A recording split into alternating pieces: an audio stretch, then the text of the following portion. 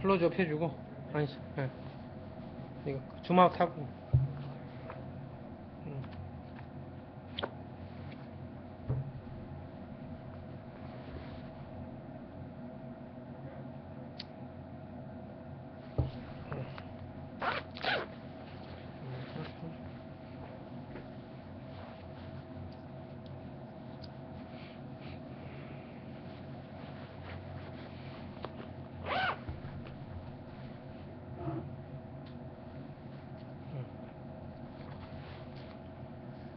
시작할게요. 안녕하세요. 18대 대선 부정선거에 대해서 다큐멘터리를 찍고 있는 권혜명이라고 합니다.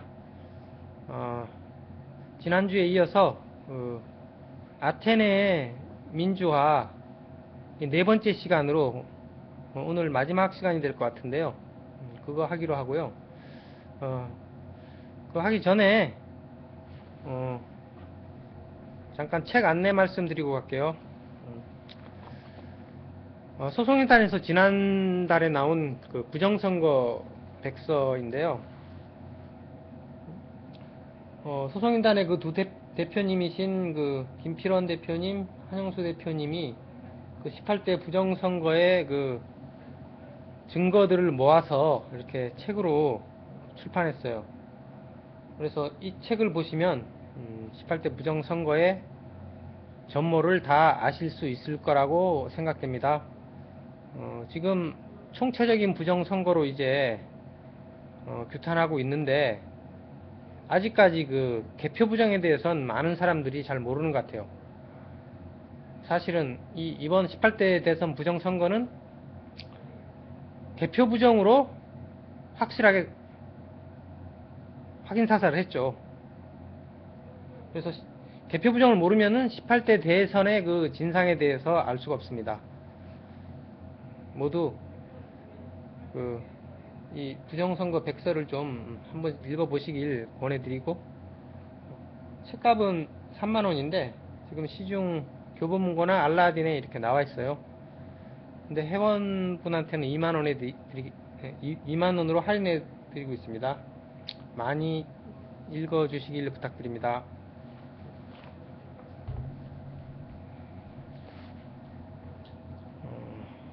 그러면 이제 아테네의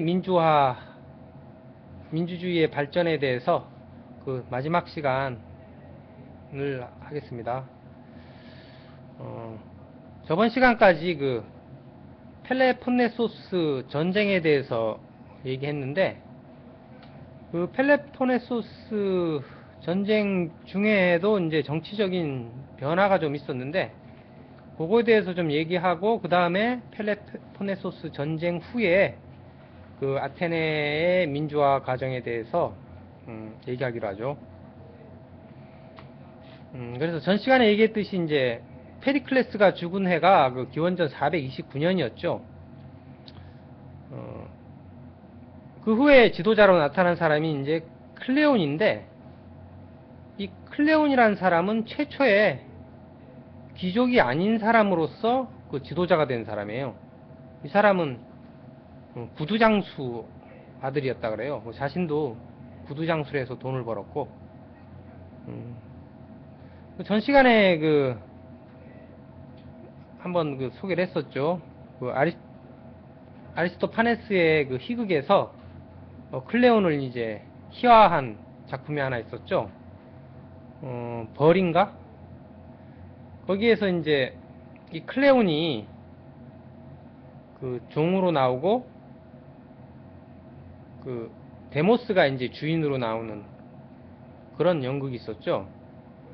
그래서 클레온이 이제 이 데모스한테 아첨을 해가지고 이제 데모스를 현혹하는 그런 인물로 나오는데, 거기에 이제 그 순대장수라는 사람이 나타나서 그 클레온하고 아첨 경쟁을 벌이죠. 그래서 서로 뭐 더 많은 빵을, 더 많은 식량을 데모스에게 준다고 이렇게 경쟁을 하다가 결국 클레온이 지고 순대장수가 지도자로 뽑힌다는 그런 내용이 있었는데, 아리스토파네스가 이렇게 희화했듯이 이 클레온이 지도자가 되고부터는 그 아테네 정치가 좀 이렇게 타락했다 그래요. 그래서 투키디데스에 의하면은 이 페리클레스의 후계자들 사이에서는 한 단계 뛰어난 대인물이 나오지 않고 그들은 민중을 선동하고 그 변덕의 정치를 맡겨 각기 자신이 제1인자가 되려고 서로 경쟁했다고 돼 있어요. 그리고 이제 아리스토텔레스에 의한 그 아테네 정치 제도를 보면은 페리클레스 사후 민중은 처음으로 사리에 밝은 사람들에게 지지받지 못하는 사람들을 지도자로 삼았다. 여기서 사리에 밝은 사람들이 이제 귀족이나 그 아리스토텔레스의 그 스승인 뭐 소크라테스 일파 이런 사람들을 얘기하겠죠. 사리에 실제로 밝은지 안 밝은지 모르겠어요. 아리스토텔레스의 얘기니까.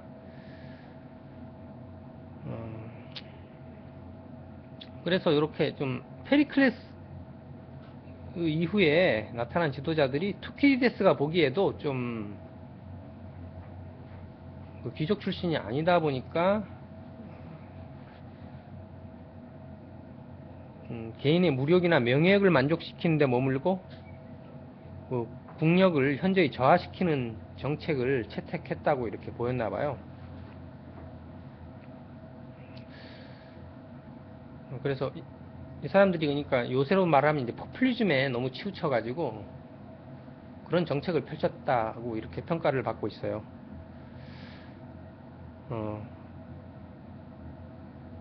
그리고 펠로폰네소스 전쟁이 끝나고 나서 이제 그 스파르타의 리산드로스 장군이 아테네를 정복하죠. 그래서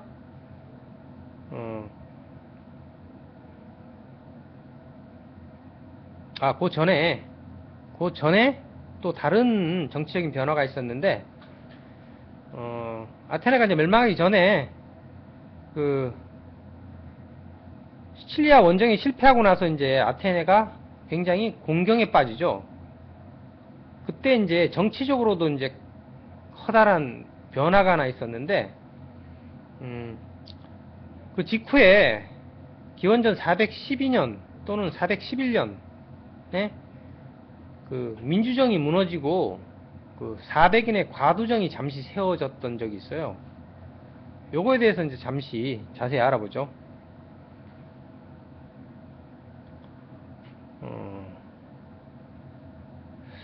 그러니까 이게 전쟁에 패하고 보니까 이렇게 전쟁에서 열세에 몰리게 되니까 그 정치적으로도 굉장히 불안해졌는데, 이때 그 귀족들을 중심으로 그 과두정으로 바꾸자는 그런 시도가 있었어요. 그래서 사모스 섬에 이제 그리스군이 많이 주둔해 있었는데, 거기에 있는 장군 중에 한 명이 이제 페이산드로스라는 사람이 있었는데, 이 사람이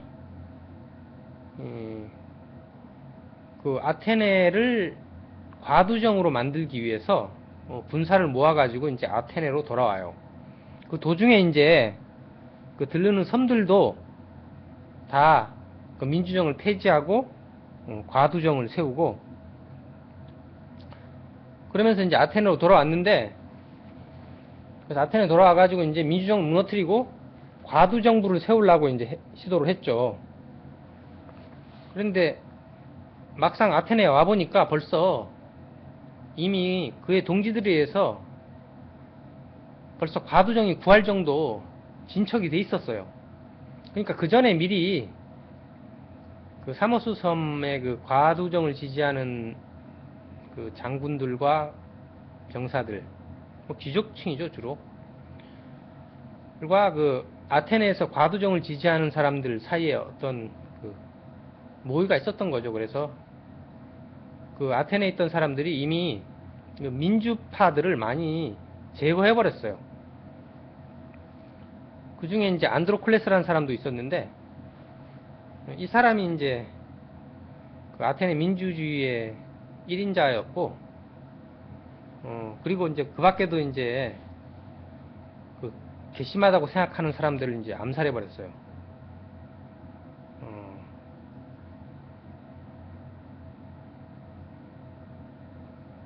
그리고 이제 정치 제도를 이제 바꿔버린 거죠. 이제 민주정을 폐지하기 위해서 그 집정관들을 모두 없애버리고 자리를 모두 없애버린 거죠.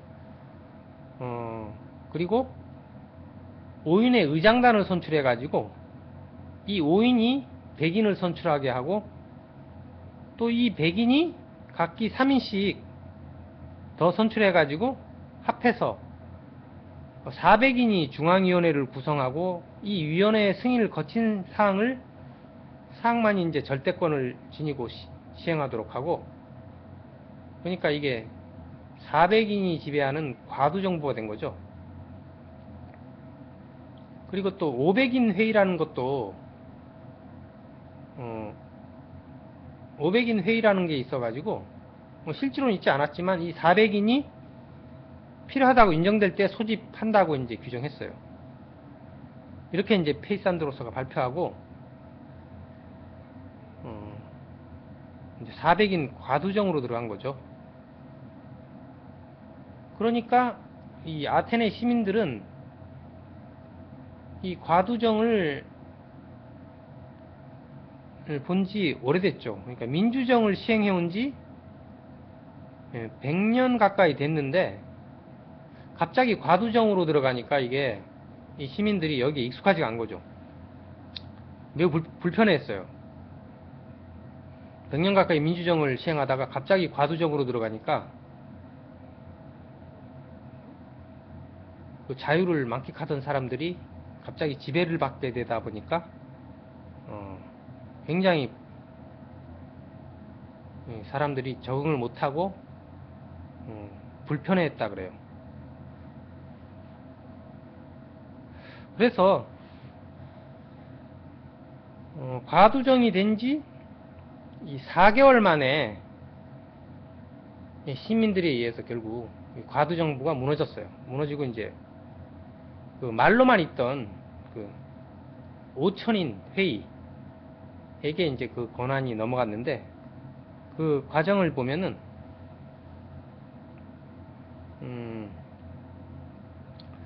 그 아테네 외항에 그 피레우스 항구라는 데가 있다 그랬죠, 전 시간에. 거기서 병사들이 방벽 공사를 하고 있었는데 이 방벽은 그 과두정부 400인 과두정이 그 스파르타하고 우호 정책을 폈어요. 그래서 스파르타 군대를 끌어들이기 위해서 그 방벽을 만들고 있었는데 이 병사들은 불만이 있었나봐요, 거기에 대해서. 그러니까 외국군 군대를 끌어들이기 위해서 방벽을 만들고 있는 거에 대해서 불만을 자연스럽게 가졌고, 그 병사들의 장군 중에 아리스토크라테스라는 사람이 있었는데, 이 사람하고 이제 그 휘하 군대가 이제 방벽 공사를 하고 있었는데, 이 사람들이 그 과두파의 장군 알렉시 클레스라는 사람을 체포해버렸어요. 체포해서 감금해버렸어요. 그러니까 이제 다른 그 옆에 이제 무니키아라는 언덕이 있었는데, 그 피레우스 항구 북동쪽에 보면 무니키아라는 언덕이 있었는데 여기에 배치되어 있던 경비대도 이제 같이 이제 행동을 하고 가담을 하고 하면서 그 아테네 그 중무장병의 핵심 병력이 여기에 가담해 버린 거예요. 그러니까 문제가 이제 심각해졌죠. 그래서 그 400인들에게 이제 이 소식이 전해지자 이 사람들에게 이제 큰 충격을 주고 동요를 일으켰어요. 그래서 이 사람들은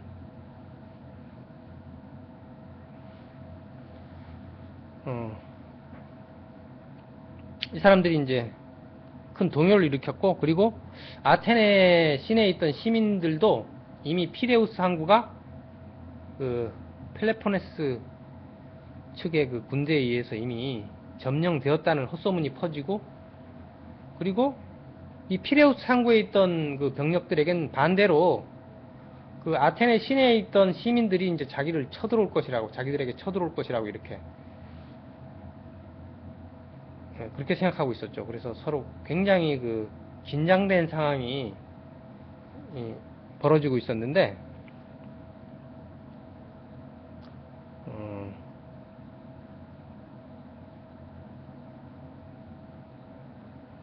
그러자 이제 그 나이든 노인들이 나서가지고 이제 이 긴장 상황에서 이제 그 아테네 시내에서도 무기를 들고 막 흥분해서 돌아다니는 사람들이 있었나 봐요.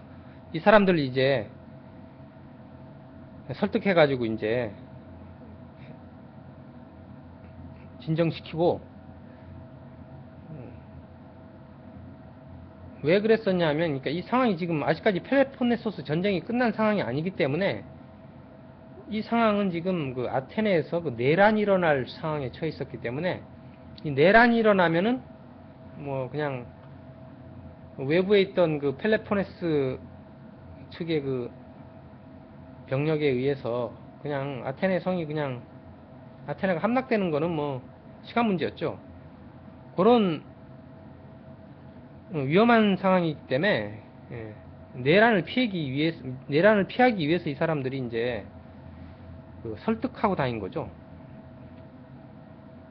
그리고 이제 그 400인 중에 한 명 중에 그 테라메네스라는 사람이 있었는데, 이 사람이 이제 직접 그 반란을 일으킨 피레우스 항구로 가가지고 그 중무장병들을 한테 이제 꾸중을 했어요. 질책을 했어요.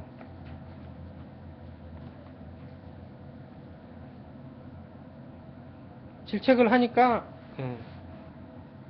이 부대원들은 뭐 계속 그 말을 안 듣고 이제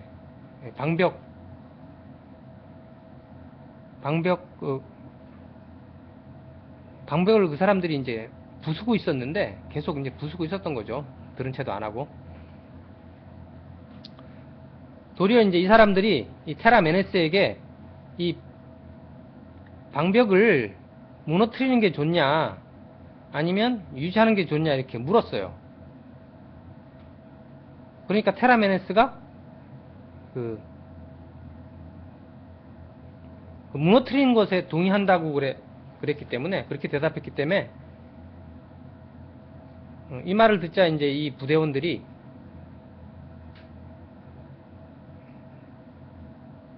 부대원들과 이제 피레우스 항구에 있던 민중들까지 합쳐서 이제 방벽을 이제 무너뜨렸어요. 그리고 그 400인 정권 대신 그 5000인 정권을 바라는 사람은 누구라도 이 작업에 참여하라고 호소를 했어요. 그래서 이제 더 많은 사람들이 이제 여기에 참여했겠죠. 그러니까 이 사람들이 테라메네스도 이제 자기 편에 가담했다고 생각하고 뭐 더 용기를 얻었겠죠. 그 다음날 이제 그 400인 정권이 이제 그 회의를 하기 위해서 이제 모였어요.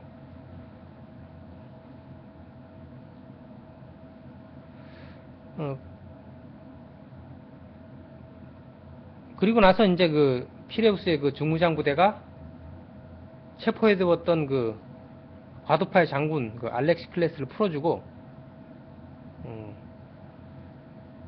그 다음에 그 아테네 시내로 이제 행진을 했어요. 행진을 하고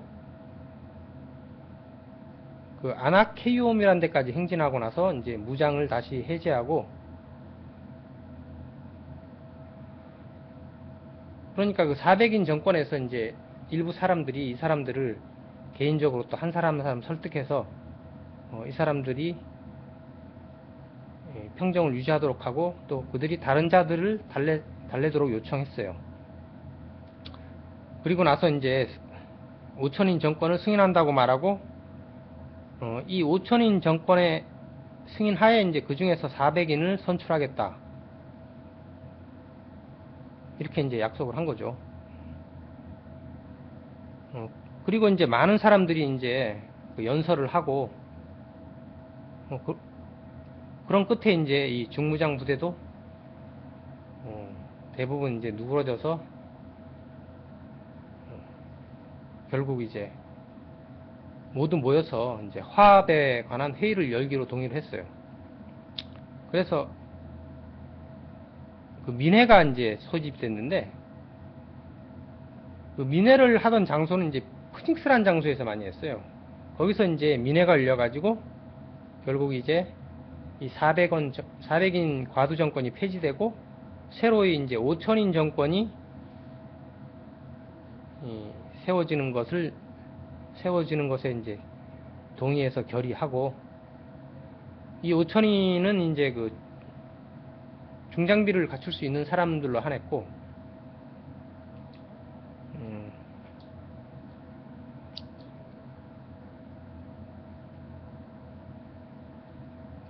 그리고 이제 그 후에도 이제 민회가 여러 번 열려가지고 그 헌법제정위원을 선출하고, 그리고 기타 뭐 필요한 투표를 하고, 그래서 요 정권은 5천인 정권이 이제 들어섰는데, 요 정권은 굉장히 운영을 원활하게 한 모양이에요. 그래서 요거는 그 5천인 정도가 지배했기 때문에 이게 과두 정도 아니고, 그렇다고 해서 아주 민주정도 아니고 그 중간 정도로 생각되는 것인데, 그래도 무난하게 제대로 잘 통치를 했나 봐요.